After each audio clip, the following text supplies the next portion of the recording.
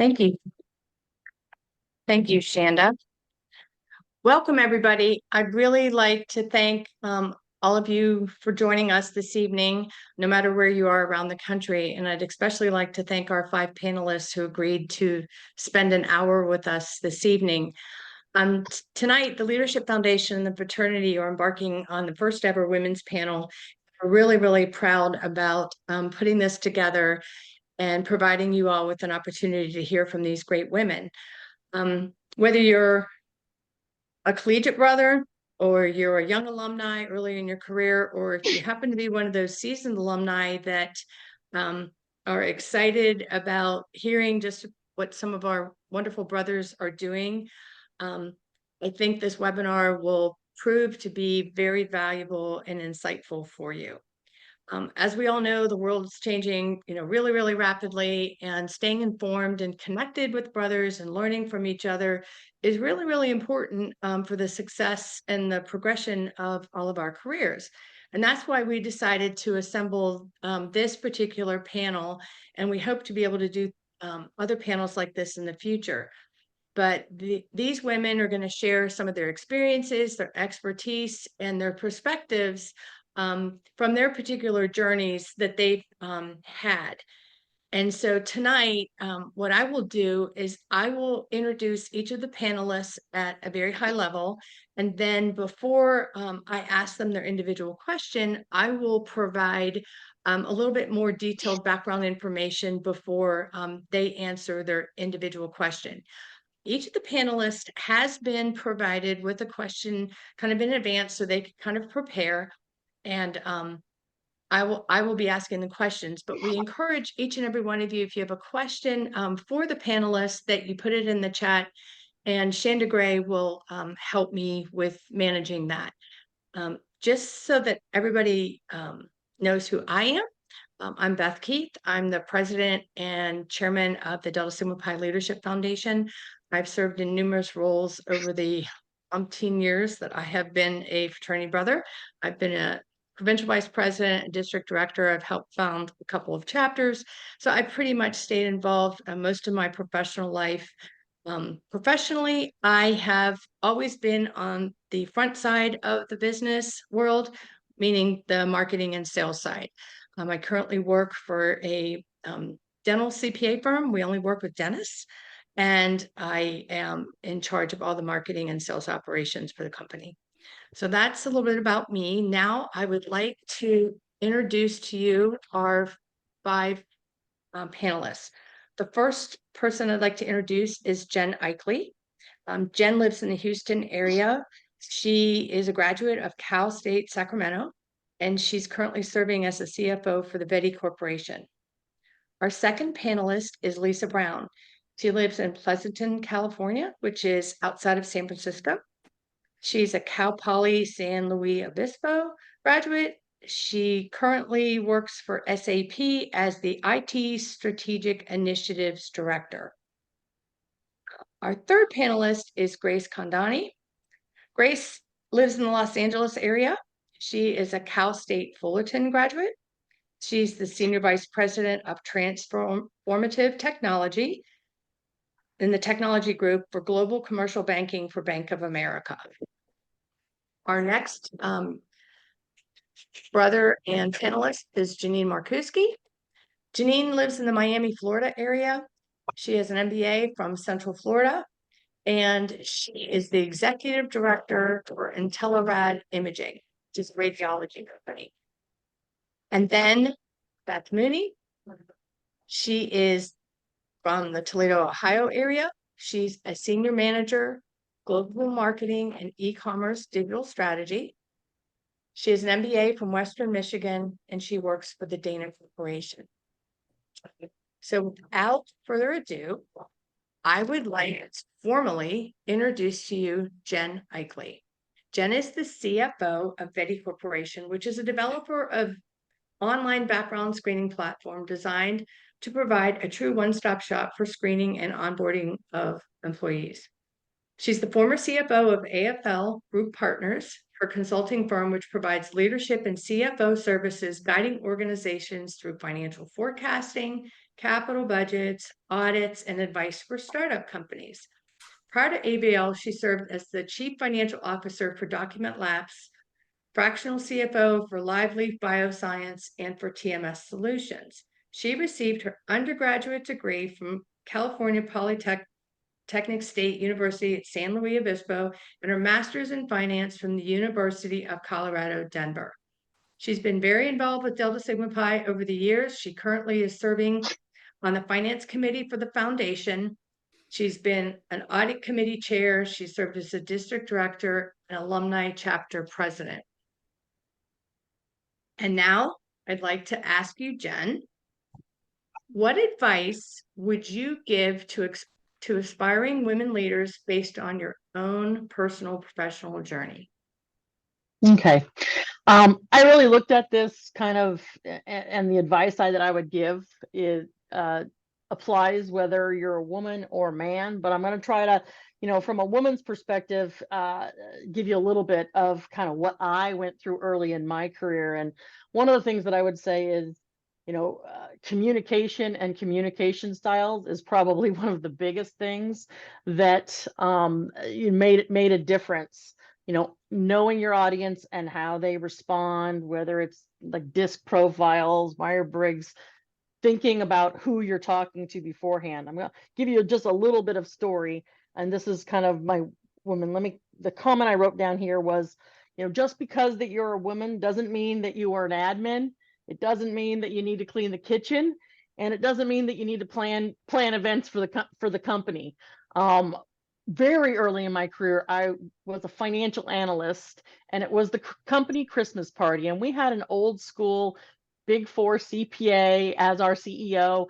And there were two male analysts and me, the one female analyst. And during the company Christmas party, he wouldn't shut down the office. And so he made me actually take a shift of sitting at the front desk and answering the phone during our Christmas party. None of the men were asked to do this, but there's just this natural inclination to think that we're all supposed to be admins. We're supposed to take the meeting minutes, and you're not. That'd be the biggest thing that I would say is, and stand up for yourself. Don't defer to your male colleagues, and make sure that you're still present, and that remembering you, and that you're not below your male counterparts, because there's a tendency, especially an old school tendency, to think that that's supposed to be your role. Besides that, really for my career, I've had a lot of things just happen luckily, but I would say it's okay to be vulnerable and take risks. Don't ever be afraid to take on something that you've never done before. And there is a answer to a question that I think should be in everybody's repertoire, which is, I don't know, but I will go find out. Don't pretend you know the answer when you don't. It's okay not to know the answer. We don't have to know everything. One of the things that I've done my whole career is tried to hire people that are smarter than me, that fill the gaps. Again, the not having to know everything. The best thing you can do in your career is to hire people that are good at what you're not good at.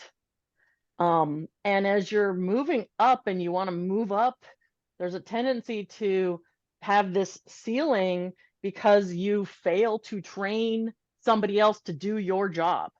If no one else can do your job, you can't be promoted. And those were the things that really, helped me out in my career, is surrounding myself with really smart people, not being afraid of having somebody that works for me that knows how to do something better than I can. Because I look like a genius when the people that work for me are amazing. I look like a genius. And that is the thing that I would, that I think is hugely important if you're trying to move up and advance in your career. Don't stifle yourself and feel like you have to protect your area. Always be willing to put yourself out there, and take on additional risk. Are there any other panelists that want to add to anything that Jen has said? Does anybody have anything that they can relate to personally that they want to share? Anybody? Okay, are there any? I think we all have a similar short story of a situation that was difficult for us to know how to manage. Maybe we didn't have the right framework at the time to know how to manage our way out of an uncomfortable situation. And, you know, who to ask to, you know, who do you ask for help? And what in the world, you know, how do you actually formulate the words that you need to ask that question? You know, I can think of some instances very early on in my career when I was extremely, you know, naive, where having some sort of framework to manage those uncomfortable situations would have been helpful. Not so much anymore, but I think we've come a long way since I was starting out my career. Say, especially in the last 20 years. For We've sure. come a long way. Mhm. For sure. I'm only laughing because I was sitting on stage with someone who was like, I don't even know if he was my manager, but I was working with him on a project, and he's sitting there talking, and instead of putting the water on the ground, he like hands it to me like I'm supposed to hold it, and I'm sitting there. And you know, like, what do? You there's like 50 people out there, and you just take the cup. And I just remember looking, thinking, what the hell are you handing me your cup for? It was, and I'm thinking, yeah, I had choice words, but yeah, and then I managing that afterwards, saying that was kind of rude. So yeah. I was Made me laugh. giggling when Jen was talking about her answering the phone during the Christmas party, because there's been a recent TikTok trend about what are your favorite microaggressions as women in the employment sector. And some of the ones that are on TikTok have been really funny, but one of the ones that I love is whenever you have a colleague who is a female who is speaking up and they're giving their opinion about a project, you compliment them like, yes, I agree with, you know, Jen about XYZ. To add to that, here's my opinion. And it's not you talking badly about them or countering their opinion. It's you raising them up and then adding additional information. Whereas, you know, this person on TikTok was then saying, but if it's a man that I'm talking to, I would just say, but instead of that, how about we think of this, and just counter, you know, produce that. And it's a funny trend on TikTok that I laugh at. And I'm just, some of the ideas are not good. Some of them are kind of funny, and some of them are actually really brilliant that I love. So Jen's story reminded me of that. Is there anybody else anybody has any questions? One thing I would add to Jen's comment, you know, when she said, don't be afraid to say, I don't know. I would add another thing is, don't be afraid to say no, and to say, and no, period. It doesn't have to come with an excuse like, no, because my child has soccer practice, or no, because like, no, just no, or just suggest, not that day, schedules jam. How about this part? Like, you're still very polite and still offering a solution, not shutting anybody down. So I think those are the two words that I had to learn to get comfortable with, is saying, I don't know, I'll find out, and no, full stop. And one thing I'll add to that, Grace, and it's not necessarily a male versus women thing, but for me, it was a single versus married thing, because in the workplace, they tend to think that my free time was different than my married colleagues that maybe had children, that I had nothing better than to stay at work until midnight, and my work-life balance was not as important as my colleagues that had a family. And, you know, what I would say, especially to young people, is, you know, it's every bit as important your weekends are, your weekends, how and the fact that you don't have children running around your house doesn't mean that you should have to work on Saturday. Correct. If you Everybody met should my try- kids, Jen, I'd like to work on Saturday, so I don't want to be counted out. I have met your kids. Yeah. Yeah, work seems like a lot easier sometimes than staying at And home. child. So, Yes. for sure. So, okay. Well, Jen, I want to say thank you for those comments because I think they're really valuable, and for everybody that, well, all of you chimed in, thank you so much for your feedback because I think that's great. All right, the next panelist that I'd like to formally introduce is Lisa Brown. Lisa is an experienced IT professional specializing in strategic initiatives and technology alignment for business success. She currently is in the role of IT Strategic Initiatives Director for SAP, a software development company. During her 11-year tenure at SAP, she has served in many roles, including the head of enterprise mobility, senior IT director, and senior director of information systems engineering. Prior to her position with SAP, she served as a business consultant for Accenture. She's been very involved with Delta Sigma Pi over the years, serving in both the national capacity and local levels. She's held the title of Western Provincial Vice President, National Professional Development Chair, several other committees. She's been a regional vice president, and she served as a district director for several chapters. So needless to say, Lisa's been extremely involved both professionally and in the fraternity. So Lisa, what we'd like to know from you is, can you share a particular experience or project that you are especially proud of and how it influenced your leadership style? Yeah, actually, I want to talk about how, so I worked for Sybase previous to SAP, and SAP bought Sybase. And so, and I know exactly when that is because I was on maternity leave for exactly 5 days after having my now almost 14-year-old son in May, actually 5 days away. So 14 years ago, this happened. So we were bought. And then when I came back from maternity leave, I was actually asked to lead the CRM project that we had to be off of PeopleSoft at that particular time, or no, I'm sorry, Salesforce. We had to be off in 5 months, and so I was to lead that project. And what actually got me through that project was a lot of failed experiences previously. So especially and learning about emotional intelligence, and so how my reactions would affect others. So we were just bought.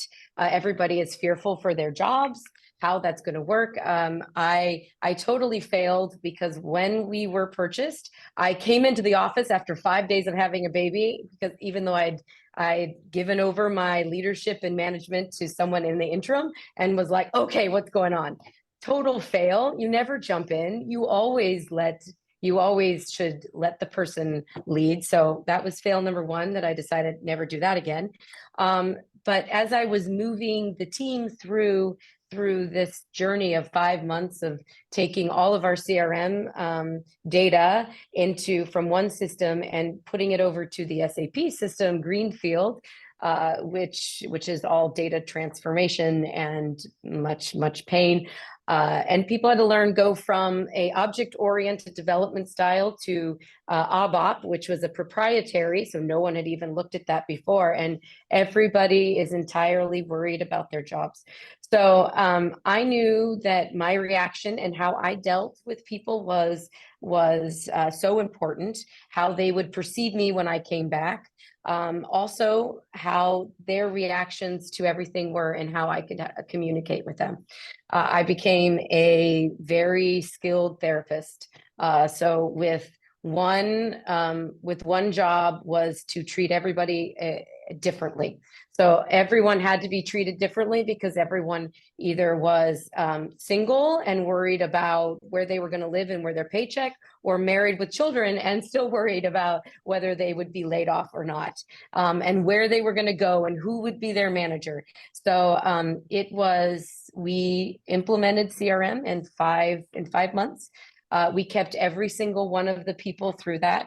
And after 14 years, I just said goodbye to 4 of them who went on that journey with me during that transition. We kept 70%, 80% of the team, as well as my team, as well as more people who came on and was like, thank you, Lisa, for really helping.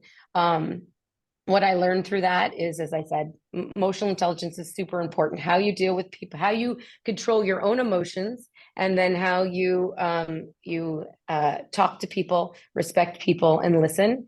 I started to just ask, hey, how can I help you? It was just really, how can I help you be okay? What do you need? What do you need to learn? And how do you need to feel comfortable? And then we had a whole rocky road of 2 years after that, trying to figure out where we would be and where we go. And I gained enough trust and respect that even when I stopped being a manager, they still looked at me to lead them through all of this and came out at the end. So I always think of that as a successful project, but a successful experience on like how you manage people, how you lead people, and how you respect them, and to understand how they're feeling. So it was it's something I look back at, and it was so sad because I mean, people retired yesterday and we all had crying tear parties about how and what we went through. So it's exciting. That's a good story. Lots of lessons, valuable lessons there, for sure. Does anybody else from the panel want to contribute anything based on Lisa's experiences? I just know that companies react when you leave for any kind of absence, whether you're sick, whether you have a child, whether there's family illness or whatever. I have learned that a lot of times people just don't know what to say or how to react, and they're kind of at a loss. And it's one of those things where you have to sometimes reciprocate and help them feel comfortable, because there's somewhat of an awkwardness there. Grace, I think you were going to say something. Well, as Lisa was telling her story about managing through a change period, it reminded me of a time not that long ago. We were managing through COVID and the deployment of the Paycheck Protection Plan, if anybody still remember that. PPP. So during that time, it's everything that Lisa said, like your reaction, how you connect with people and trying to be understanding while also trying to figure out, my kids, my parents, my grandparents, are they healthy? Are they sick? I think that was the biggest learning lesson that I could ever have in my career. I shared this with people. No matter how many managing through change management classes I've had, workshops, mentoring, until I was in that moment, and it was so real, so unpredictable, that we say we were building a process, like we're flying the plane and we're building the engine as we're going through it. It was that kind of process. So Lisa, definitely of just trying to connect with people ultimately was what got me through it, because the process was unclear, the future was unclear, the world was so chaotic if we all look back at that time. But then, if you connect with people and trying to be understanding, it was helpful, and we become support for each other. I learned it humanized a lot of people. I think that's the biggest takeaway for myself about the pandemic and during that time, because no matter if it was a CEO, an ultra wealthy person, or a high level executive, somebody had a kid that run into the office, into the Zoom camera, the delivery person's at the door, or they're sick. All of that is level set. So, such a turning point moment. Absolutely. So what what I was thinking when Lisa was talking and in dealing with people's fears and things like that is always needing to remind myself that, you know, when you're talking to somebody, it may not be your reality.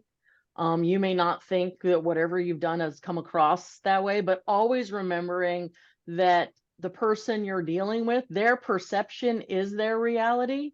So while they may perceive the situation differently than you, to remember that that's their reality and how can I communicate with them and accept that that is, you know, that their perception is how they see that reality, and relate to them to help them get through whatever it is that they're struggling with.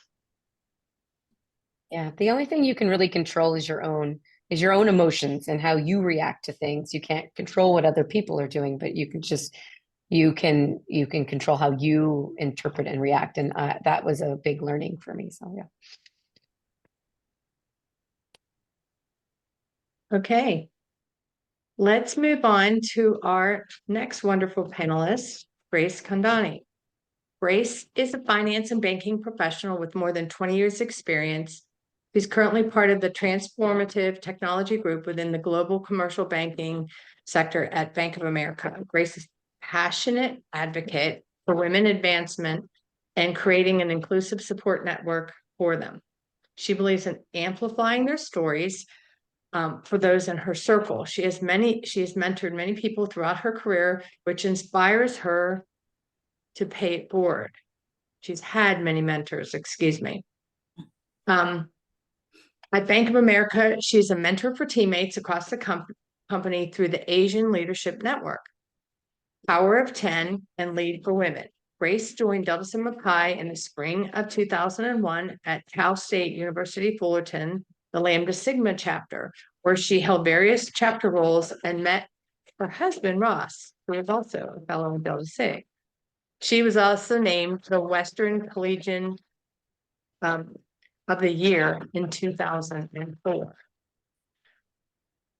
Grace, as a prominent figure in your industry, how do you approach mentorship and support for other women striving to climb the leadership ladder, since you're so involved in mentoring women? Thank you for that question, and thank you for including me in this discussion. Like you shared, I've been lucky and blessed throughout my career. Sometimes I didn't even realize it until looking back later, that I've had people looking out for me. They were mentoring me along the way, opening doors for me, or just pushing me to take on the next step. So as I'm moving along the way, like one of the tips this executive gave to me was, as you climb up, you have two hands, one to hold on and keep climbing, the other one to pull on the way up. Or she said, you're going to go up this elevator up to the top of the tower, send it back down so somebody else can also come back up. So that kind of messaging I was always in the back of my mind, and I'm very thankful to have people pull me along the way in that way. And this is not just women. I have male mentors, mentors from outside of my company, mentors from outside of my industry. So I think what I've learned is just to always give time for people. I get pinged whenever I'm on a panel or I speak at an event. Afterwards, somebody said, can I get 15 minutes of your time virtually now, make it easy? Or can I get coffee with you? Whenever schedule permit, I try to have that conversation. I'm going to have coffee anyway, so might as well meet another person along the way. Coffee meetings my life, so let's just do that. That's one. And then internally in the company, I'm part of a company that does encourage and promote mentorship. So it's almost expected that once you reach a certain point of your career, you do have an open door policy. Somebody from another part of our company, we have 200,000 employees, that can ping you, found you somewhere in the directory and say, hey, can I talk to you about X, Y, and Z? And that's just expected, that you're like, okay, yeah, let's grab a quick 15-minute call or 30-minute call and like, tell me what I can help you with. Formally, I participate in the programs that the bank offers, which is the Asian Leadership Network. They have a leadership development program every year. I've been a mentor for the last 6 years. So I've been assigned a mentee from other parts of the company, sometimes not locally. And you have like monthly meetings with them, whatever they want to talk about. So to help them brainstorm, be their sounding board, and be that way. the Power of 10 is actually one of my favorite program within our company. And if you can have this ability to create that in your circle, I highly encourage it. Is basically you have 10 to 12 women. This is a women's circle, but you could be 10 to 12 people, whoever it is within your circle, and you have regular get-togethers together. Everybody has an opportunity to present a topic that they feel passionate about. So then people can even practice just to speak or lead a meeting. Because I've had support associate, they've never led a meeting because the senior banker is always leading the meeting. But then in this forum, they can lead, and it's a safe environment. There's no failure. You could always talk about whatever you want. We do get-togethers, we see the theater together, and become your personal board of director, become your personal tribe. I think that's what often is missing or not enough of, especially in circles of women. As you progress, sometimes your colleagues, your contemporaries, they went away, start a family, different priorities, or what have you, while many of our other, perhaps male colleagues, they have the golf retreat, the fishing trips, the cigar lounge, or whatever it is. So we have to find it out and cultivate that for ourselves. So I'm very fortunate, like I said, to have a company that can foster it, but it can be done anywhere. Like it takes a little bit intentionality to do it. But I think it's definitely important to do it all along the way. Last thing I'll say about mentorship is if you ever have an opportunity to mentor someone or to seek out a mentor, try to find somebody who is not like you. So I'm a woman, I'm API, I am in an immigrant story. Find somebody who is not like me, that's not likely to cross my path, and mentor that person. Likewise, looking for a mentor for myself or a sponsor for myself that's not like me, because that would broaden up the scope and the circle of connections that you have. So sometimes your names will be brought up in other rooms that you might not be usually a part of. I think that's what I would say about mentoring. Thank you. Thank you so much. Are any of the other panelists involved in any type of formal mentoring programs? Any of you, or do you just kind of do it on your own within your departments or your cross-functional IT. departments? Our IT? SAP IT has a mentoring, and so usually I've actually been mentoring. People can sign up and they can match it. Everyone that I've mentored has been male, interesting enough, that have like we've Reaching matched, out so, which across is the fine. aisle.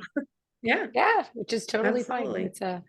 It's quite enjoyable just to have a couple of chats, and then we either keep up the conversation or we move on. So And nice. I'll say I've done a lot of mentoring in basically in startup community, incubator type of mentoring, like young companies with a couple of founders and providing them advice on fundraising and planning for their organizations. So I think Astia was one that was actually a women's founder-led organization that I was involved with for several years. So mentoring entrepreneurs. That's exciting. 'Cause that's a totally different level of thinking and not everybody's an entrepreneur, so that's great. Anybody else? I hold a couple leadership positions in volunteer organizations within my industry. And whenever I go to industry conferences, when I'm talking to peers, I'm asking them like, how's your job? Are you happy? How can I help you? And that I love that Lisa brought up the question of how can I help you? Because it shows that you're caring, but it also shows that you're an asset to them. And if they need something in the future, they're going to come to you. But if you need something in the future, they'll probably reciprocate that and they'll be willing to help you as well. So it is a two-way street. Serving as references for people who are getting new jobs within the industry, it gives them the warm fuzzies. It gives me the warm fuzzies, but it really helps them, and I enjoy helping other people. Anybody else? Okay. Well, I would love to take the opportunity now to introduce our next panelist, Janine Markuski. She has an MBA and has been in the radiology industry for 16 years. In early 2022, she took a newly created position as the executive director for IntelliRad Imaging, a hospital-based radiology group, physician group. And in the last 2 years, the medical group has acquired a new hospital and has increased from 23 physicians to 36 physicians, changing the cultural, administrative, and technology needs of the company. Janine is also a national speaker at the Radiology Business Management Association, RBMA, conferences, and she serves as the chairman of the Diversity, Equity, and Inclusion Committee and is the president-elect of the Florida RBMA chapter. Janine has a bachelor's degree from the University of Central Florida, where she pledged with Theta Sigma chapter. She also earned a healthcare MBA from Florida International University. She's previously served as the Southern Provincial Vice President for Delta Sigma Pi and as the South Atlantic Regional Vice President. At this time, I'd like to ask Janine, reflecting on your personal journey, what key milestones and challenges have shaped your career as a woman leader? Well, thank you, Beth, for that question and for allowing me to be on the panel. In the last, 16, 17 years since I graduated with my bachelor's, I've really only been employed by 2 companies. The first company was a national medical billing company within the radiology sector, and I worked for them for more than 14 years. And now I have worked for a private physician group in Miami, Florida for just over 2 years. So right out of college, I'll call it my throwaway job for only a few months. And then I found this job as a business analyst with this national medical billing company. When I landed that job and started working in that position, it really taught me the finances behind healthcare and the basics of healthcare business, because healthcare business is drastically different from most other business models. A few years later, another milestone for me was that I was promoted to a client manager role. So at that point, I'm a client-facing person. That taught me a lot about emotional intelligence, especially when you're talking to physicians all day long, because physicians, as you probably are aware, have a certain ego about them, based on their level of education and the clout that they typically hold within their organizations. Whenever they're speaking to me, they're usually the president of their group. So it taught me a lot about emotional intelligence, but also about relationship building and how I can communicate effectively with those professionals. It also taught me how to not communicate with them, because I ran into at least one person who I regularly would literally hang up on them because no one is going to talk to me that way in a professional setting. And everyone has to have the ability to say no. And I would say, no, Dr. So-and-so, call me when you're in a better mood, because I am not going to listen to this. And, no is a full sentence. You don't have to accept how people treat you. So that kind of gave me a backbone. I've never been, a shy person, but you laugh because it's true.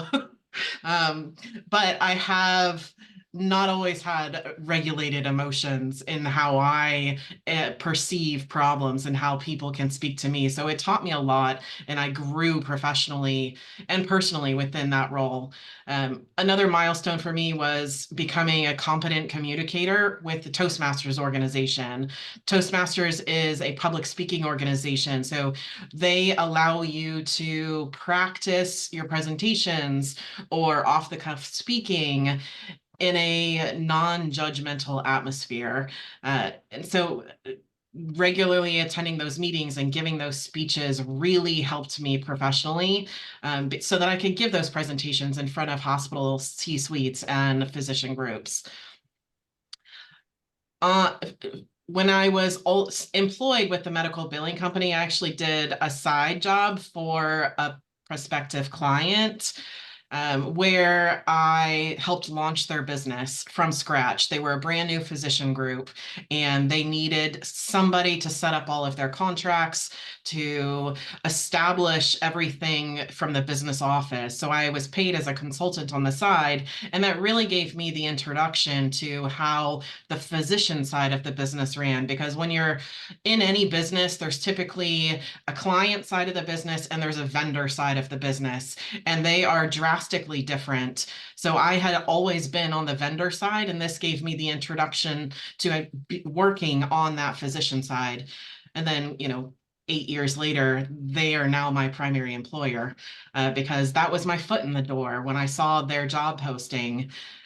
Going to local events for the industry, whether it's nonprofits who are industry organizations or, Rotary events, things like that, really helped me see the trends within my industry and within the employment sector. I started going to Florida-based industry conferences since I lived in Florida, and they were inexpensive to go to because I didn't have to really pay for much travel. And after I could convince my boss of their value, then he allowed me to go to the national events. And that's where I started really networking with people, is at these national industry conferences. And it's not just the medical billing, like this is all radiology from the client side and the vendor side, but it's similar to pretty much any other business conference that you're going to go to. And that, the skills that you can acquire by attending these conferences are transferable skills for any industry, and they're relevant for everybody, not just radiology medical people. And then most recently, I earned my MBA. I've only had my MBA for about 5 months now, and I was designated as a fellow, which is the highest designation that you can get within my industry's organization. So previous to me having these two certifications, I would say I had the qualifications, but not the certifications. And so now that I have these two certifications, people see me more as a subject matter expert more so than they did before, because now they'll see my email and they'll see, FRBMA and MBA, and they'll see the letters after my name. And as cheesy as it sounds, now they'll believe what I say, because they recognize that it took a lot of hard work and time to get those letters. It's just like fraternity letters. If you see someone on a resume that has DSP on their resume, you know that they have certain qualities that other resume applicants don't necessarily have. And for sure, I'm going to interview that person first above all the other applicants, because I know what those letters mean. So it's just now when people see the letters behind my name in an email, they can say, oh, well, Janine must know what she's talking about, and I should actually believe this email that she's sending to me.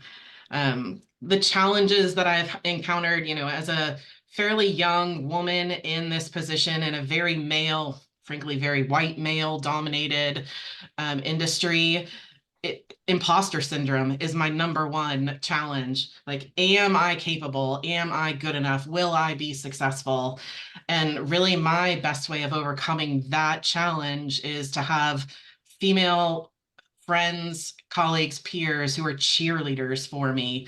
That if I am challenged and say, do I think I can do this? You call somebody, whether it's, Brother Claire Roberts and Brother Noel Miller were my two cheerleaders when I was interviewing for this position. And I asked them, like, do you think I can do this? And they said, yes, here's, 5 reasons why we think you can do this. You need to have those cheerleaders in your life to help overcome the challenges that you encounter. So that's me. Thank you so much, Janine. And I know you've worked hard, because I've seen you firsthand in the Southern Province, so I know from the fraternity side what challenges you faced and things you had to overcome. So, does anybody else have anything from the panelists that you'd like to contribute? Any major milestones or anything that you'd like to share? I just want to add something to what Janine said at the very end there, and that is about the cheerleaders. And Mhm. there are some amazing women in this organization that, you know, and I'm constantly going, especially like in my role, needing a tax expert. I can't tell you, I mean, two of my biggest cheerleaders that I look to, people that I ask, how would you handle this situation? You know, Joelle Burlat and Sandy Shoemaker. And Yeah. quite honestly, I call them all the time and ask them for advice on something that's happening with one of my clients. And this is a huge, great network of amazing women.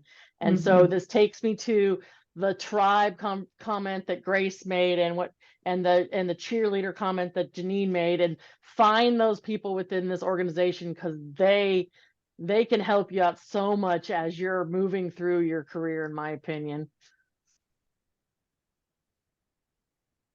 And the opportunity to serve in the fraternity too provides you just with so many different connections and people that you might not naturally not, either you don't live by them or you know, wouldn't naturally, work with them. And just by either in committee work or, other opportunities that the fraternity provides, it helps you to be a much more well-rounded person. And it gives you different opportunities that you might not have had through other organizations, because we are national and because there are so many different ways. And, it's kind of like the client side and the vendor side. The fraternity has the same thing. Do you want to be on the fundraising side? Do you want to be on the chapter side? I mean, which side do you feel passionate about? Or, as you move through life, maybe your interests change. And just like your professional life, I mean, things change as you go on in your career, and you develop different interests and you develop different passions or things that you didn't get exposed to earlier in your career, and later on in your career you're like, this is really awesome, it's so different than what I thought it was. And those are just some of the things that I've personally experienced myself. All right, are there any other comments? All right, seeing none, I will now take the privilege of introducing to you Beth Mooney. Beth is the Senior Manager for Global Marketing and Digital Strategy and E-commerce for Dana Corporation. The Dana Corporation is a leading supplier of fully integrated drivetrain and electrified propulsion systems for all passenger vehicles. So highly engineering, technically oriented field. Beth is known, though, for building digital marketing capabilities through program designs and paths to purchase activations with key channel partners.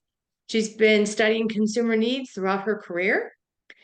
She's had 10 years at ITW, Sherwin-Williams, Honeywell, Eaton, Tenneco, and now Dana Corporation, as well as overseas at Opel Automotive GmbH in Frankfurt, Germany. She's known as a leader in her industry, being named into the inaugural class of the Aftermarket News Women at the Wheel, and featured in an industry spotlight interview about making bold career moves. She received her undergraduate degree from Western Michigan University in marketing and German, and a graduate degree, MBA, from Tiffin University. Beth currently is serving the Leadership Foundation and the Advancement Committee on the online campaign committee, which she was very instrumental in helping us with some marketing ideas for the most recent drive we had last week for the 425 Alumni Day Drive. So with that, I will ask Beth the following. As a female leader in a very male-dominated profession, what advice would you give to other women in a majority male-dominated field? Yeah, thank you, Beth, and appreciate the introduction and joining all the panelists today. I followed, I think, I think landing in a technical field was not really an accident. I think I followed in the footsteps of my father, who was very much an inventor and an engineer in the automotive industry. And so that was an area that I felt very comfortable in as I was, working through my education and making career decisions. Um, but at the same time, I I stepped into that world, I think in a very naive way, um, with a whole lot of passion to bring, a lot of thought leadership and vision and ideas. Um, but I also quickly learned that, um, working in the commercial truck, passenger car, and industrial field with technicians and parts and service counter personnel, um, that it was really about building relationships first, and really taking the opportunity to learn from my male colleagues in those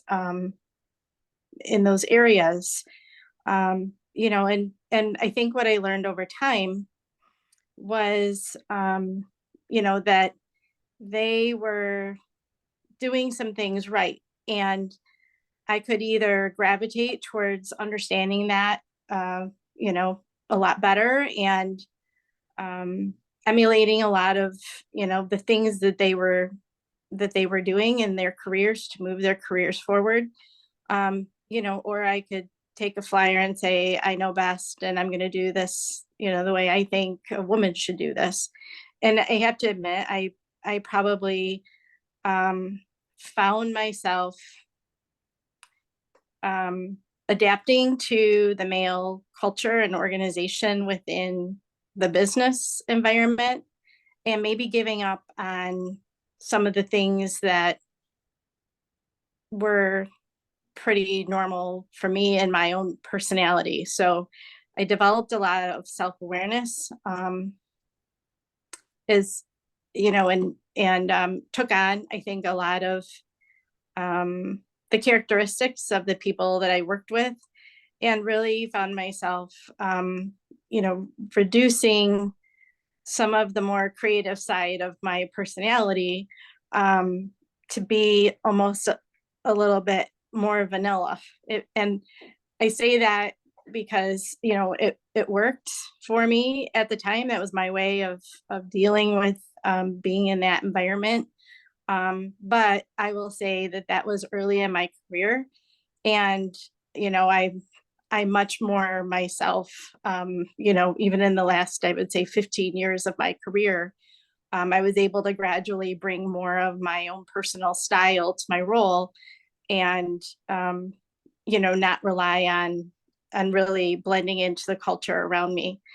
But what I would say has really stuck with me is just that self-awareness in terms of, how I dress, or maybe just being, still bold but conservative in nature. And I think bringing a lot of, courage and resilience to your, to your role is still really important. A couple of the other panelists talked about, thought leadership and vision, and those are a great way to, especially if you're young in your career, those are a great way to lead, especially when you're trying to get past personalities.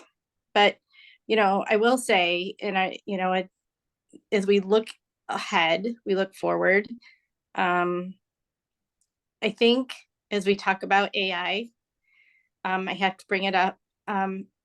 As we look at AI, I think it's actually going to help us out a lot with this kind of male-female dynamic in the workplace, and even the different intergenerational and multicultural aspects of working in large corporations. I see a couple of things happening. First of all, I think we're all going to lose our jobs as note takers, because AI already has wonderful apps for taking notes.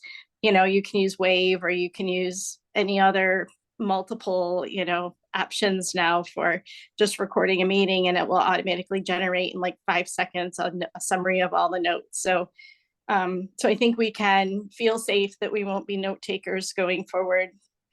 But the second emerging technology in AI that's really interesting, and I'm actually working with a company out in California called Happy Companies, and they're developing a machine learning based on like a disk profile that's going to make recommendations for how to approach others within your organization. So imagine if you have a meeting, you know, you're setting up a meeting with someone in your company, and all of a sudden there's a little pop-up on your screen that says, if you're going to approach so-and-so, here's their preferences. They are very analytical. They just want you to get down to the brass tacks. Don't ask them about their weekend. Well, if you're really kind of a sensitive feeling type of person who likes to talk a lot, you know, you might open the meeting with 20 minutes of water cooler, and that person just is not interested in that, right? So there's already emerging technology that is going to help facilitate, I think, and bridge a lot of the dysfunction that exists within our companies in terms of how older employees work with younger employees, or how men work with women, and how, you know, we can utilize that machine learning to smooth the entire people side of the systems process and people equation. So I'm kind of looking forward to what AI can do for us going forward. But you know, in summary, I will just say this: I think it's so important to, you know, bring others along. I think we've heard that unanimously from all the panelists. You know, lead your team with the intention that they will be leaders as well. I think, Jennifer, it was you that just really said, surround your people, you know, yourself with people who are smarter than you. And my whole team is amazing and smarter than me, and they're all men, by the way. And, you know, really pave the path for others. So, yeah, those would be my recommendations. Be courageous and be bold. That's awesome. Thank you, Beth. Mhm. Does anybody else have any last words of wisdom or comments that they would like to add? I don't see any, and we are almost exactly at the 9 o'clock Eastern hour. And I don't see any other questions in the chat either. Well, I A do. note out there. If somebody does have a question, feel free to pop it into the chat and we'll try to address it. But I think these ladies did a lovely job of addressing That's what I a was just going to lot. say. Ladies, thank you so much for your time and your thoughtful comments and responses to our questions. I think that the information that you have provided everybody here is wonderful. And I think that each and every person online will have some major takeaway that they can, you know, use.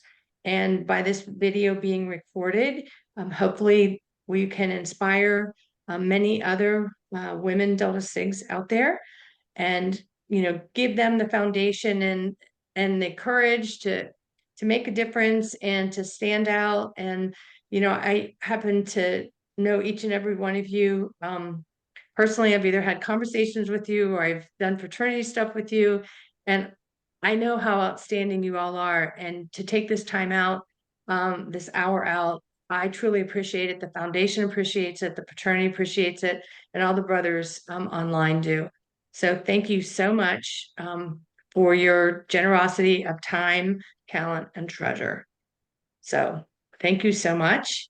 And I think with that, Shanda, I guess you will. Yeah, I don't think there's any questions coming in. I but don't folks, see any.